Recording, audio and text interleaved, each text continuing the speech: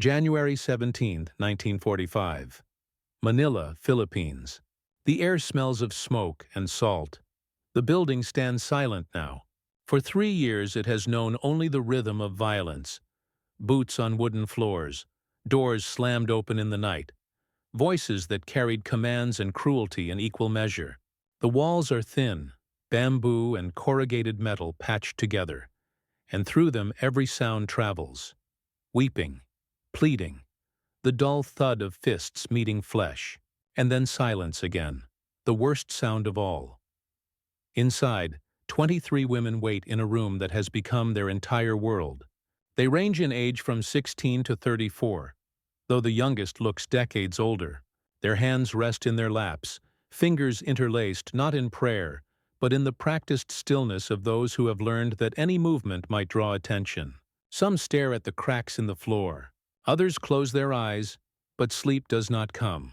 It never comes easily. They have heard the distant thunder of American artillery for 3 days now, growing closer each night like an approaching storm.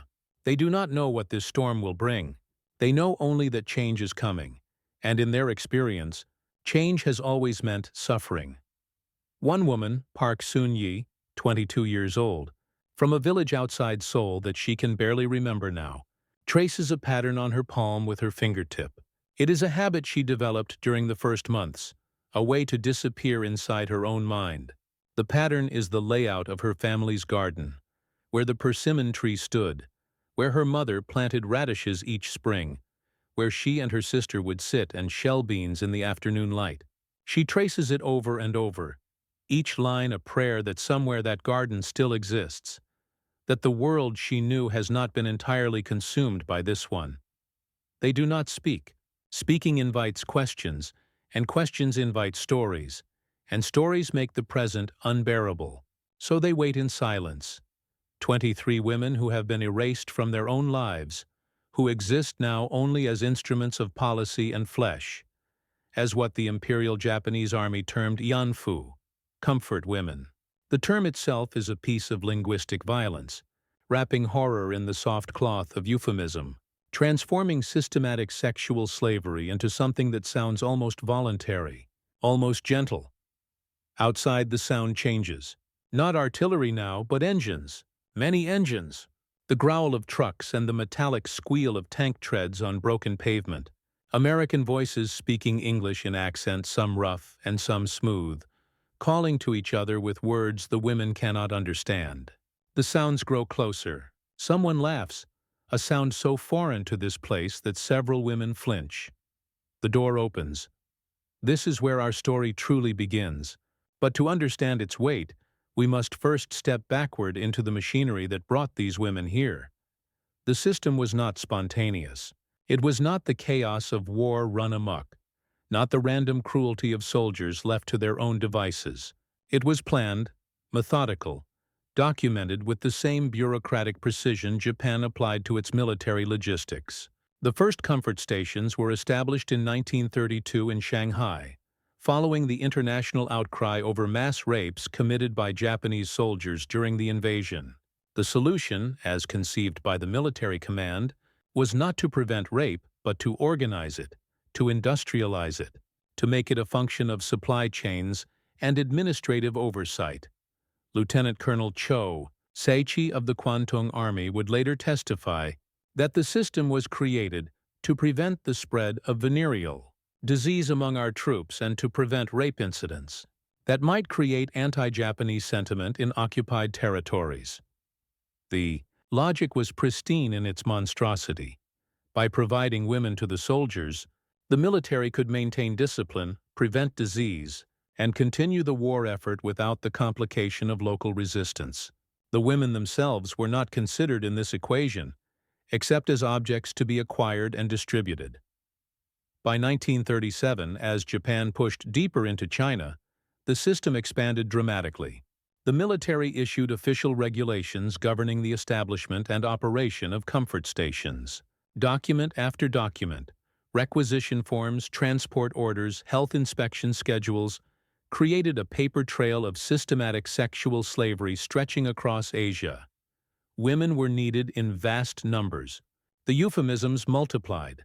They were recruited, mobilized, offered employment opportunities abroad. The reality was kidnapping, coercion, and deception. In Korea, then under Japanese colonial rule, the campaign was particularly systematic. Agents moved through villages with promises of factory work in Japan, of good wages and better futures. They spoke of textile mills and canneries, of sending money home to families. Young women and girls, some as young as 13, signed papers they could not read, papers that bound them to contracts they did not understand. Others were simply taken, rounded up by police, seized from their homes, disappeared into a system that had learned to operate with industrial efficiency. Park Soon-yi was promised work in a garment factory. It was April 1942 and her family was struggling. Her father had been conscripted for labor, her older brother sent to work in a mine in Hokkaido. Her mother grew thinner each week. When the man came to their village with his neat suit and his promises, Soon-yi saw a way to help. She would go to Japan, she would work, she would send money home. Her mother wept when she left, but they were not tears of farewell. They were tears of relief that at least one daughter might survive. Soon-yi never saw Japan. The ship took her to Shanghai instead, to a building marked with a number she would never forget. The other promises also proved false. There was no factory. There were no wages. There was only a small room, a mat on the floor, and a line of soldiers that seemed to have no end. The soldiers who used these stations arrived with their own expectations, shaped by military indoctrination and the dehumanizing logic of empire. Japanese military training in this era was brutal, designed to strip away individual will and replace it with absolute obedience to the emperor and the state. Soldiers were beaten regularly by their superiors, a practice called teken seisai, or iron fist punishment. They were taught that weakness was contemptible, that mercy was betrayal, that the subject peoples of Asia were racially inferior and existed to serve Japanese interests. Chinese, Korean, Filipino. These were not fully human in the ideology fed to young Japanese conscripts. They were resources to be exploited, obstacles to be removed, or tools to be used. The comfort women fit into this worldview seamlessly. They were spoils of empire, rewards for service, outlets for the violence that the military had so carefully cultivated in its men. Soldiers visited the stations in groups, waiting in lines that could stretch for hours. Tickets were issued, prices set according to rank, and time allotted. Privates paid less, got less time. Officers could purchase entire evenings. The regulations were explicit. Condoms were mandatory but often ignored. Violence that caused excessive damage was discouraged, but rarely punished. What did these soldiers expect? They expected submission. They expected silence. They expected bodies that would absorb their rage and their need and ask for nothing in return. They expected, because their entire training had taught them to expect it, that the women were there willingly, or if not willingly, then deservedly.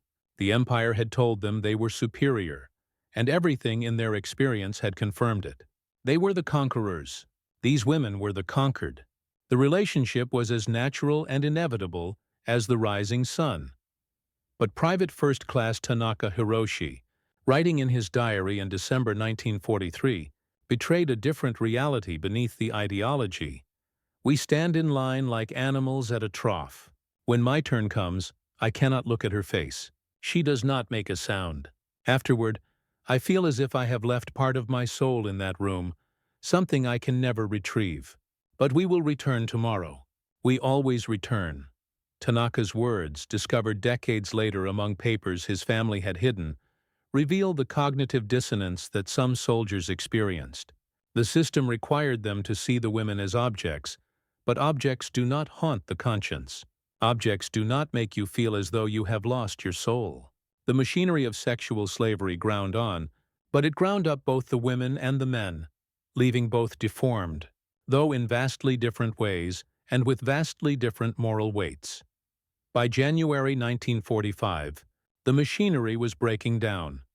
The Americans were closing in from the east, the Chinese pushing from the north, the British advancing in Burma. The empire that had seemed eternal was collapsing at every front. In Manila, the Japanese garrison knew the end was near. Some officers began destroying documents, burning records, eliminating evidence.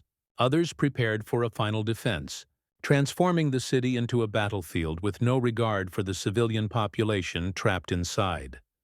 The comfort station where Sun Yi and the other women were held became an afterthought. The soldiers stopped coming. The managers disappeared. For 3 days, the women remained locked inside, uncertain whether they had been forgotten or whether the building would simply be burned with them inside. They had no food, little water. They waited in the same silence they had perfected over years, a silence that had become their only form of resistance, their only way to maintain some small internal space that could not be violated. On the morning of January 17th, they heard the American voices outside. Some of the women began to pray. Others simply waited. They had learned not to hope. Hope was a luxury for people who still believed the future could be better than the present, and that belief had been beaten out of them long ago. The American soldiers who opened that door were not prepared for what they found. The United States military in 1945 had many flaws: racial segregation, instances of its own sexual violence, the moral compromises inherent in any military force. But the systematic sexual slavery practiced by the Japanese military was beyond their experience or imagination.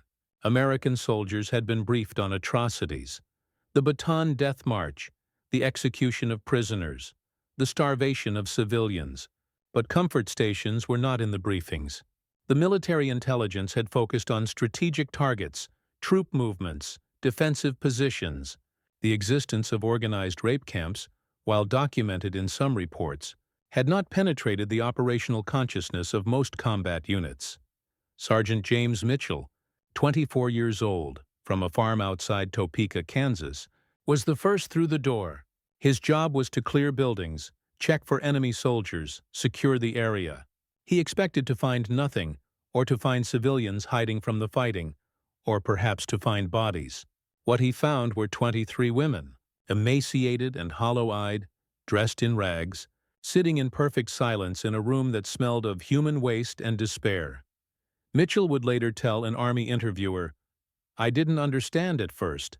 I thought maybe they were prisoners like POWs, but they weren't soldiers. They just sat there, not moving." One of them had her hands up in front of her face, like she was expecting to be hit. And I realized they were terrified of us. What Mitchell did next was not in any manual. It was not standard procedure. It was an act born from some instinct deeper than training, some recognition that the normal rules of engagement did not apply to this moment. He removed his helmet, set down his rifle, and bowed. Not a casual nod, but a deep, formal bow from the waist, the kind he had seen Japanese civilians perform, the kind that communicated respect and humility. He stayed in that position for several seconds. Then he straightened, and he waited. Behind him, the other soldiers in his squad, Private Eddie Kowalski, Corporal James Rodriguez, Private First Class Theodore Williams, watched in confusion. Then, one by one, they followed his lead. 4 American soldiers, armed and victorious, bowing to a room full of women who had expected only more violence. The women did not understand at first either. Sun Yi, watching through her fingers, thought it might be a trap, some new form of cruelty, a mockery before the final blow. She had learned that hope was dangerous, that the moment you believed things might improve was the moment you opened yourself to deeper pain. But the soldiers did not advance. They did not shout. They did not drag anyone from the room. They simply stood there, these tall foreign men with their strange uniforms and their incomprehensible language, waiting. It was another woman, older than Sun Yi, a Chinese woman named Li Mei, who had been captured in Nanjing 3 years earlier, who moved first. She stood slowly, her legs unsteady from malnutrition and from the simple fact of not having moved freely in so long. She bowed back. It was a reflex from a life before, a gesture of mutual respect between human beings, something she had not performed in 3 years. The American soldiers stepped aside from the doorway. Sergeant Mitchell gestured toward the exit, toward the light outside. He said something in English, his tone gentle, and though the words were meaningless, the intent was clear. You can leave. You are free to go. But freedom, after years of captivity, is not simple. It is not a door that opens and a choice that is made. It is a psychological chasm that must be crossed, and many found they could not cross it all at once. Several women remained seated, unable to comprehend that the choice was theirs. One began to weep, the sound shocking in its rawness after so much silence. Another stood and walked to the door, then stopped, then returned to her place on the floor, the outside world too large and too frightening after so long in captivity. Mitchell radioed for assistance. He used the word refugees, because he did not yet have the vocabulary for what these women were. Within an hour, medics arrived, along with a Nisei translator, a Japanese-American soldier named Kenneth Tanaka, who spoke both English and Japanese and enough Korean to communicate basic ideas. It was through Tanaka that the Americans began to understand what they had found, and it was through Tanaka that the women began to understand they were not being liberated into a new form of captivity. Tanaka sat on the floor with the women, making himself smaller, less threatening. He explained in careful words that the Americans were there to help, that they would provide food and medical care, that the women were under American protection now. He explained it several times in different ways, because the women's disbelief was palpable. They asked questions that revealed the depth of their trauma. Would they be killed if they tried to leave? Would they be given to American soldiers instead? Would they be sent to another station? Were they being punished? Tanaka answered each question with patience. No, you will not be killed. No, you will not be given to anyone. No, there is no other station. You have done nothing wrong. You are victims, not criminals. You are under the protection of the United States Army, and that protection means no one will harm you. The word he used in Korean was boho, protection. Sunyi turned the word over in her mind. Protection. When had she last been protected? Her father had tried to protect her by sending her away, but that had delivered her into this nightmare. The Japanese military had claimed to protect Asia, but that protection had destroyed her life. Now these American soldiers promised protection. Why should she believe them? But then the food arrived. Not military rations, not the minimal calories required to keep prisoners alive, but actual food, canned fruit, crackers, chocolate, bread, meat in tins.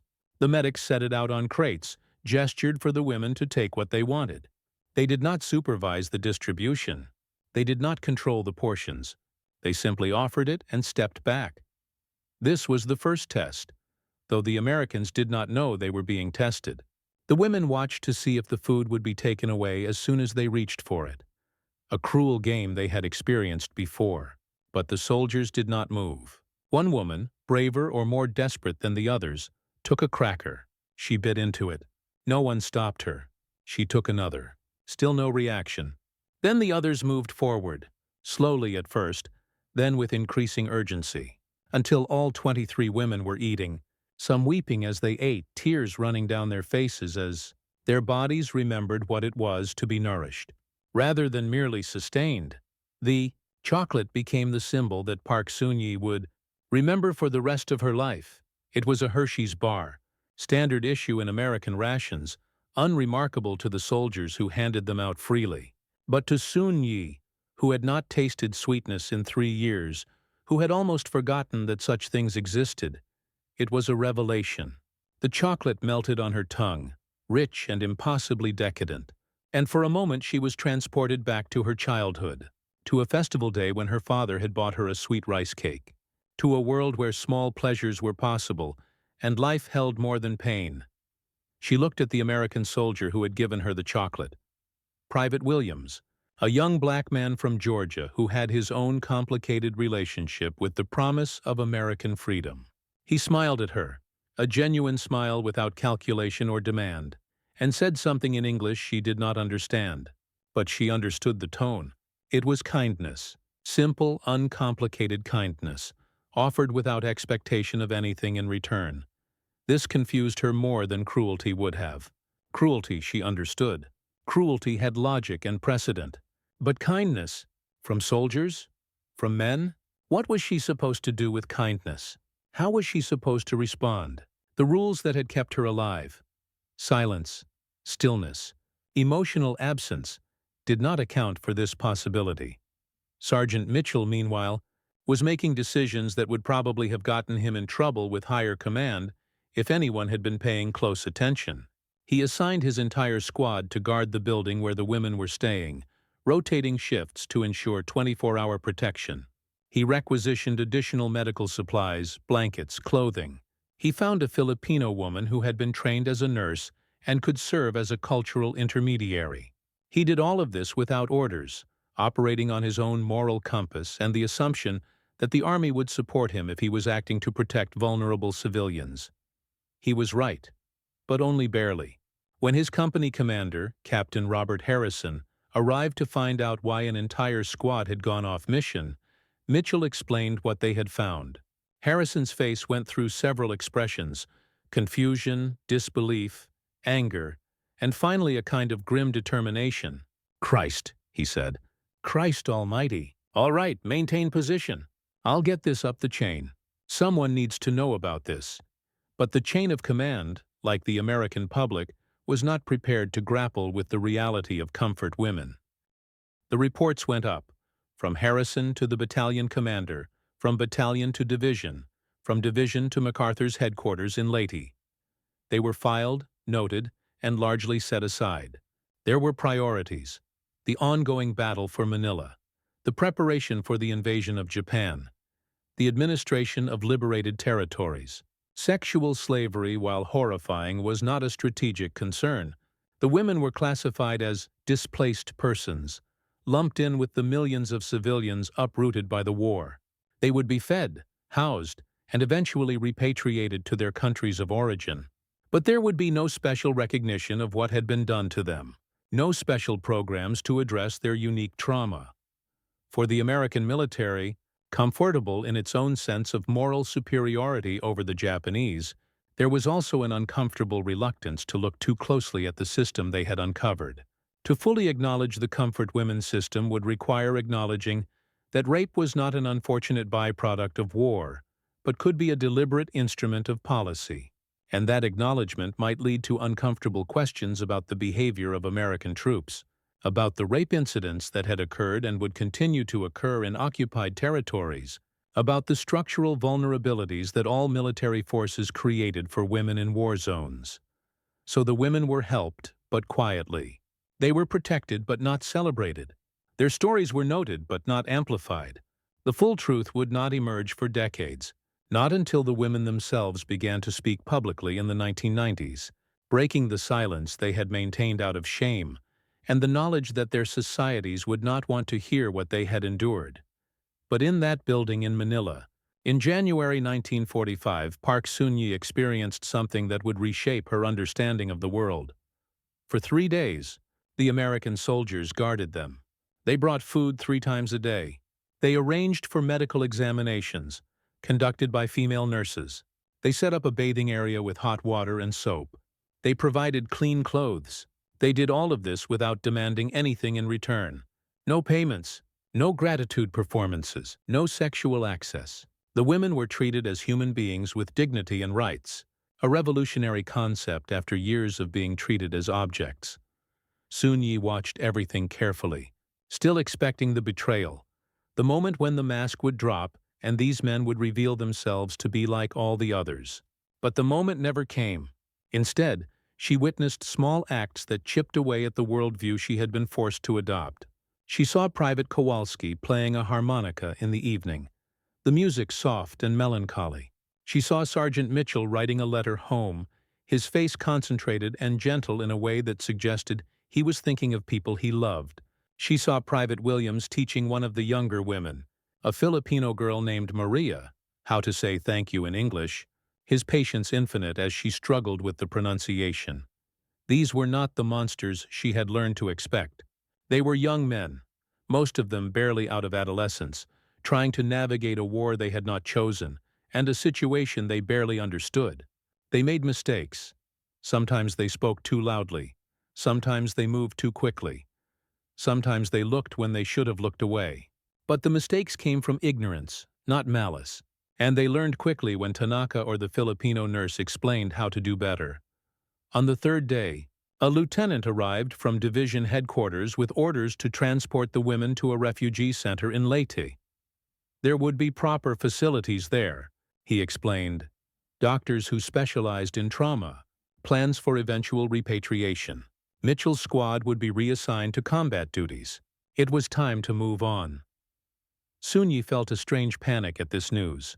She had spent 3 days waiting for the Americans to become like the Japanese, but instead she had begun to trust them. And now they were leaving. She asked Tanaka what would happen at the refugee center. Would there be American soldiers there? Would they protect her? Tanaka assured her there would be protection, that the Americans understood the women needed safety. But he could see the fear in her eyes, the knowledge that protection could be withdrawn at any moment, that safety was always conditional. The transport trucks arrived in the morning. As the women boarded, something unexpected happened.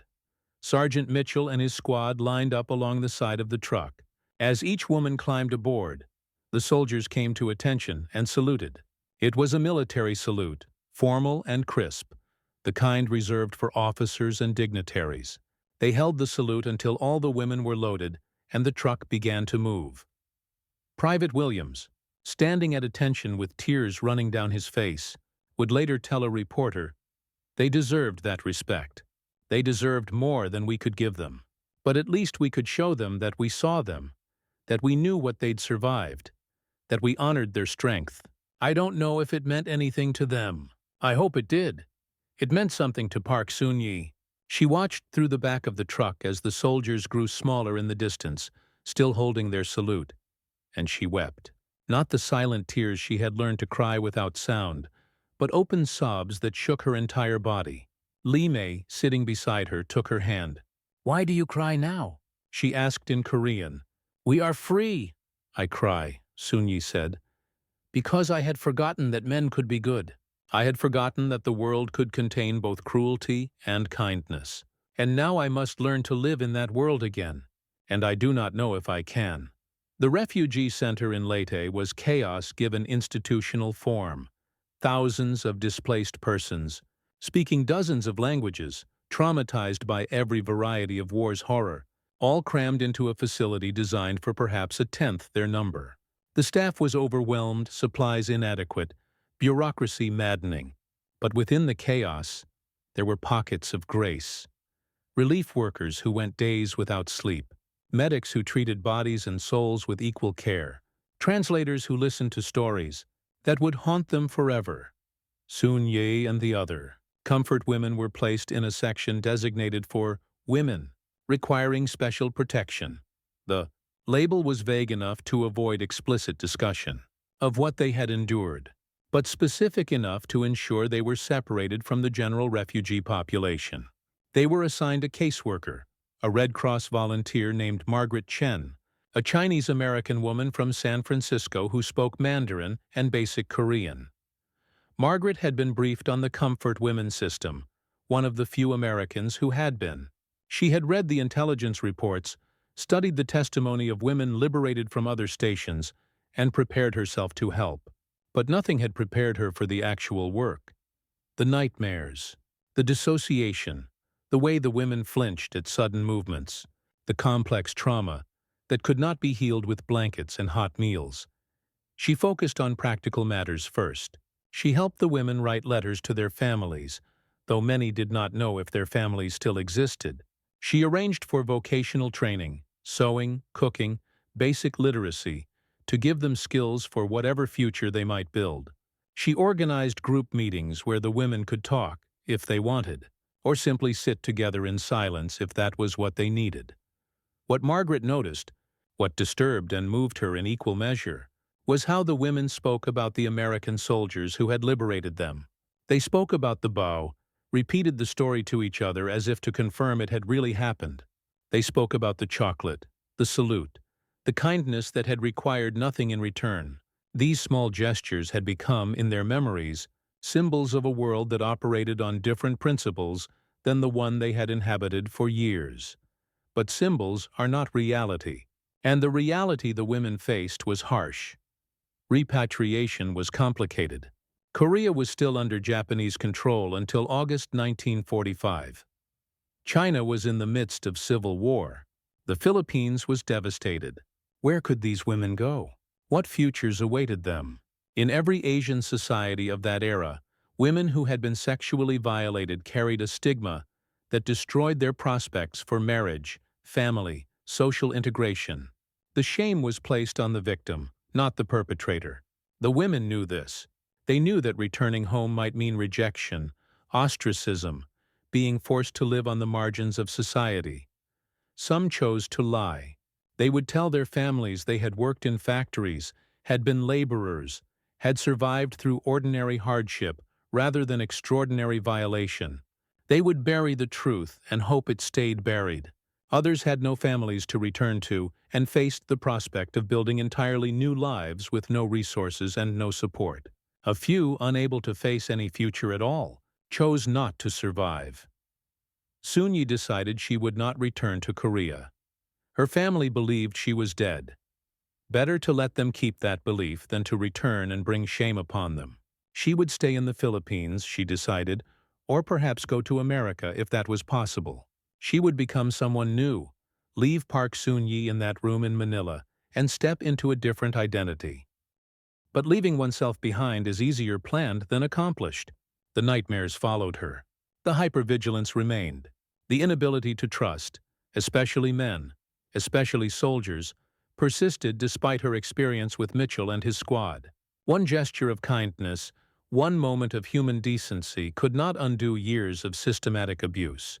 Trauma, she was learning, did not yield to rational argument. Her mind knew that not all men were monsters, but her body had been taught otherwise, and the body keeps its own counsel. In August 1945, Japan surrendered. The war was over. The news spread through the refugee center in waves: celebration, relief, disbelief. For most of the displaced persons, it meant they could go home. For the comfort women, it meant something more ambiguous. The system that had enslaved them was dismantled. The military that had created it was defeated.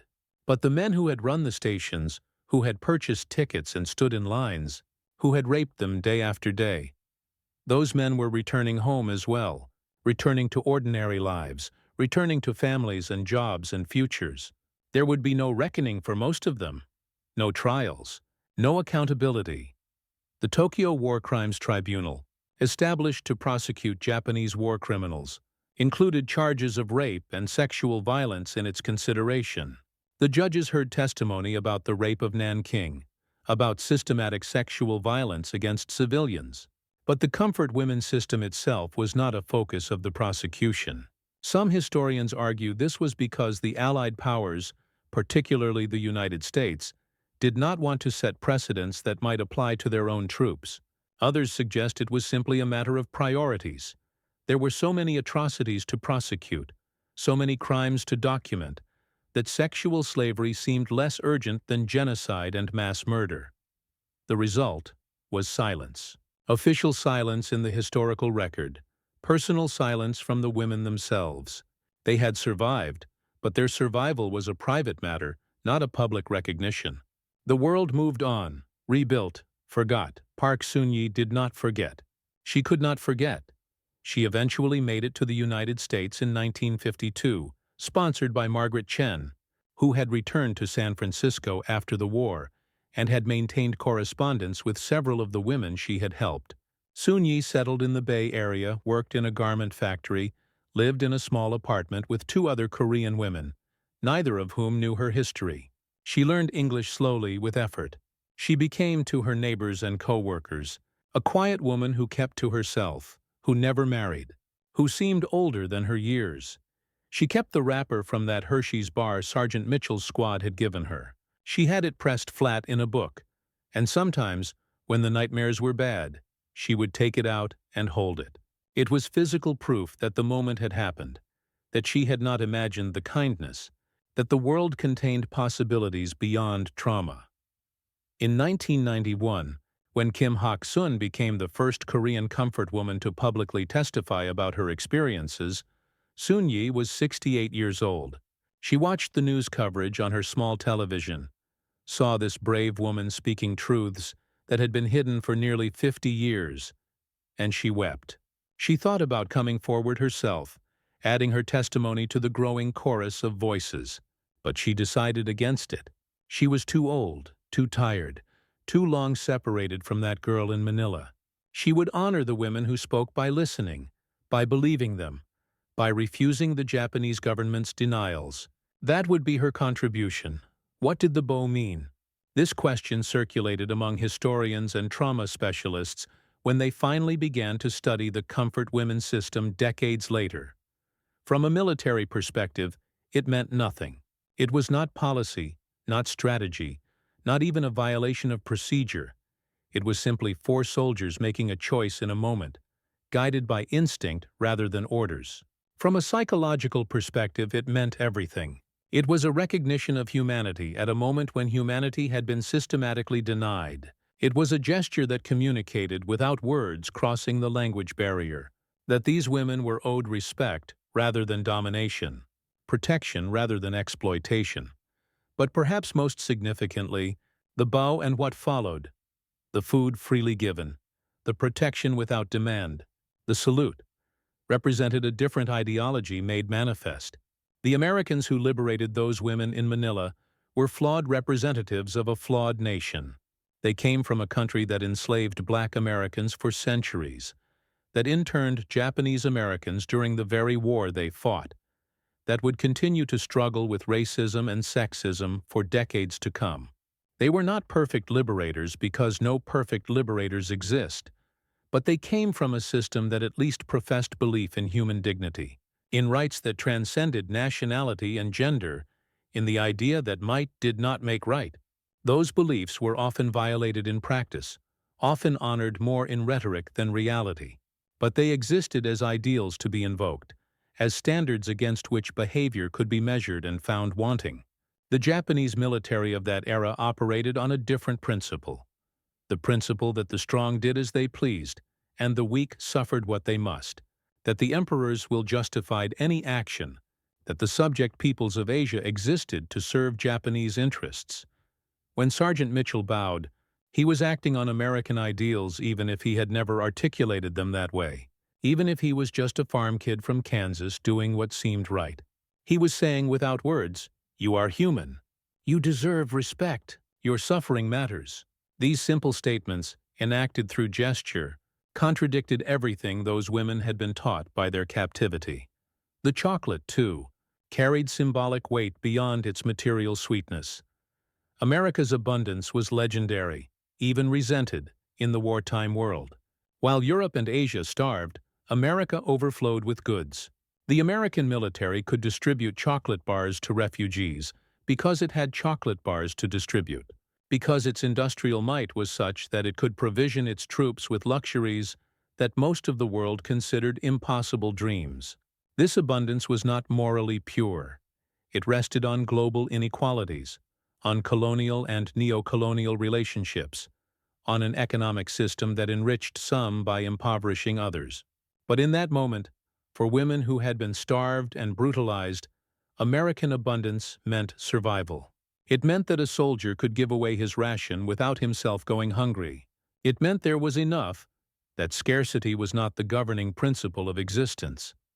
The contrast with the Japanese military was stark. By 1945, Japanese soldiers were starving on Pacific islands, reduced to eating grass and bark, dying of malnutrition as supply lines collapsed. The comfort women in stations across Asia were often starved as well, given minimal rations, their bodies consumed by the system in every sense. The Japanese military had expanded beyond its capacity to sustain itself, had built an empire it could not feed. Its cruelty was partly ideological, but partly it reflected an empire of scarcity, where everything was rationed and every resource extracted to its limit. When Private Williams handed Soon-Yi that chocolate bar, he was offering her not just food, but a glimpse of a different system, one where abundance could be shared, where a nation's wealth could overflow into generosity rather than being hoarded through violence. It was a small gesture, but small gestures carry the weight of the systems that produce them. 70 years later, researchers would attempt to quantify the comfort women system. The numbers were staggering and uncertain in equal measure. Estimates ranged from 20,000 to 400,000 women enslaved across Asia. The uncertainty itself was telling. These were people deliberately erased from official records, reduced to numbers in ledgers that were later burned. Their identities consumed by the system that exploited them.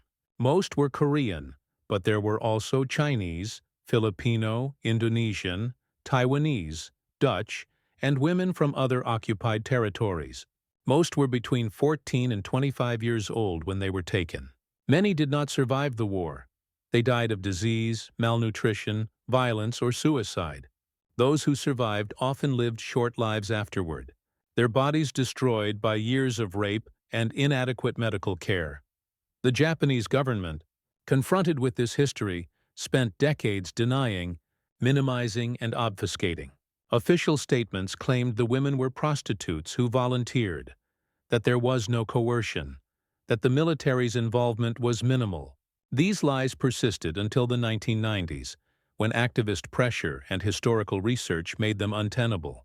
In 1993, the Japanese government finally acknowledged that the comfort stations had existed and that the military had been involved. They expressed sincere apologies and remorse to the women who had suffered. But apologies without accountability ring hollow. The government refused to pay individual compensation, refused to include the full truth in textbooks, refused to hold those responsible accountable in any meaningful way. Nationalist politicians continued to claim that the women had volunteered, that they were prostitutes, that critics of Japan were exaggerating or fabricating. The few surviving comfort women spent their final years fighting for recognition, for justice, for a reckoning that never fully came. Park Soon-yi died in 2004 at the age of 81. She never married, never had children, never returned to Korea. Her obituary in the San Francisco Chronicle was brief. Seamstress, immigrant, survivor. Only Margaret Chen, who attended the small funeral, knew what Soon-yi had survived, and Margaret kept that knowledge private, honoring Soon-yi's choice to leave that history unspoken. What can we learn from this story? What truth does it contain that transcends its particular horror? War reveals systems, strips away the veneer of civilization to expose the machinery beneath. The comfort women system revealed what empire looks like when it reduces human beings to resources, when it applies bureaucratic efficiency to sexual slavery, when it divorces policy from morality entirely. It showed how ordinary men, raised in a culture of militarism and ethnic supremacy, could participate in systematic rape and tell themselves they were serving their country. It showed how governments could orchestrate atrocity and then deny it for decades, how institutions could bury truth under layers of silence and euphemism. But the liberation revealed something too, that even within military systems, individual conscience can surface, that soldiers can choose to see the humanity in those they encounter, even when nothing requires them to do so. That small gestures, a bow, a chocolate bar, a salute, can matter immensely when they occur at the right moment, when they contradict the narrative that brutality is inevitable. The American soldiers who freed those women in Manila were not heroes in the traditional sense. They did not storm a fortress or win a battle. They simply opened a door, showed respect, offered protection, and gave freely what was theirs to give. But in doing so, they demonstrated what freedom can mean in its most basic sense. The freedom to live without violence, to be treated with dignity, to receive kindness without paying for it in suffering. This is the lesson Park Soon-yi carried with her for 59 years, pressed flat in a book like the chocolate wrapper she saved. That the world contains both systems of cruelty and acts of grace. That trauma is real and lasting, but so is the memory of unexpected kindness. That people can be taught to be monsters, but they can also choose, sometimes, to be human instead. The comfort women trembled in silence not because they were weak, but because silence was the only protection they had left. When American soldiers bowed instead of beating them, they trembled for a different reason. Because hope, after so long without it, is almost more terrifying than despair. Hope requires you to imagine a future, and imagination had been too dangerous to practice in captivity. Some of those women learned to hope again. Some built new lives, found love, created families that knew nothing of their suffering. Others carried the trauma until it killed them, their bodies giving out from years of abuse, their minds never finding peace. All of them were shaped by what was done to them, but also by that moment when soldiers chose respect over domination, when abundance was shared rather than hoarded, when humanity flickered to life in the ruins of empire. We remember them now, these women who were meant to be forgotten. We remember Park Soon-yi and Lee Mei and Maria and the 20 women whose names we never learned. We remember the women in stations across China and Korea, and the Philippines and Indonesia, and all the occupied territories, the tens or hundreds of thousands whose names we will never know. We remember them not as victims frozen in their suffering, but as survivors who navigated impossible circumstances with whatever resources they could find. Silence, dissociation, the trace of a garden on a palm, the memory of chocolate. We remember, too, the moment when soldiers made a different choice, when training and ideology and the dehumanizing logic of war were set aside, and 4 men in Manila recognized that the women before them deserved to be bowed to rather than beaten. It was one moment in one building in one city, set against a backdrop of millions of moments where the choice went the other way. But it mattered. It changed lives. It preserved a memory that would be held for decades, that would serve as proof that the world can contain better possibilities than we sometimes experience. The trembling in silence continues. The descendants of comfort women still fight for recognition. Survivors still wake from nightmares. And the machinery that can transform ordinary people into instruments of atrocity still exists, waiting for the conditions that will activate it again. We study this history not to feel good about ourselves, not to confirm our righteousness against obvious evil, but to understand how systems dehumanize, how individuals can resist those systems, and how the small gestures we make toward each other can carry weight we cannot fully measure. On January 17, 1945, in a building in Manila that no longer exists, in a moment that lasted perhaps 30 seconds, 4 soldiers bowed to 23 women. The world did not change. The war continued. The women carried their trauma forward into uncertain futures. But something happened there, something that mattered then and matters now.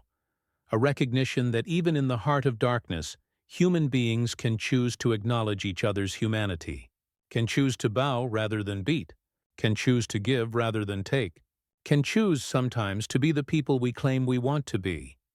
This is not redemption. There is no redemption for what was done to the comfort women, no way to balance that ledger. But it is a reminder that we are not entirely governed by the systems we inhabit, that individual choice persists even within structures designed to eliminate it, and that the memory of kindness can survive longer than the memory of cruelty sometimes allows us to believe. Park Soon-yi kept that chocolate wrapper for 59 years. When Margaret Chen cleaned out her apartment after her death, she found it in a book of Korean poetry, pressed between 2 pages. The words on those pages translated as, "Even in winter, spring exists inside the seed. We cannot see it, but it is there, waiting."